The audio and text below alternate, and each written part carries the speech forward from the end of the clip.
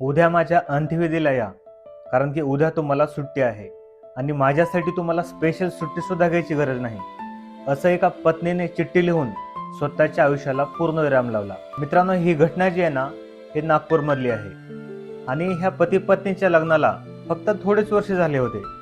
आणि जसं प्रत्येक घरामध्ये काही ना काही वाद चालू असतात, तसं ह्यांच्या पण घरामध्ये वाद चालू होते आणि पत्नीला खूप राग आला होता. त्यामुळे ती माहेरी गेली होती आणि पत्नीला अपेक्षा होती की तिचा नवरा तिला कॉल करेल आणि तिची समजूत काढेल, पण पतीने कॉल पण केला नाही. आणि पत्नी खूप जास्त डिप्रेशनमध्ये असल्यामुळं तिनं चिठ्ठी लिहिली आणि त्या चिठ्ठीमध्ये सांगितलं की माझं तुमच्यावरती खूप जास्त प्रेम आहे, पण तुम्हाला त्याची काहीच कदर नाही आणि तुम्ही मला वेळ सुद्धा देत नाहीत. आणि ह्या कारणामुळं पत्नीने गळफास घेतला आणि स्वतःचं आयुष्य संपवून टाकलं.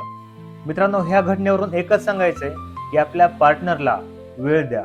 जर एखाद्या व्यक्तीला जर तुमचा वेळ पाहिजे असेल तर त्या व्यक्तीला 100% तुमचा वेळ दिला पाहिजे, कारण त्या व्यक्तीसाठी संपूर्ण जग असतं, पण तुमच्याशिवाय मात्र ती व्यक्ती एकटी असते.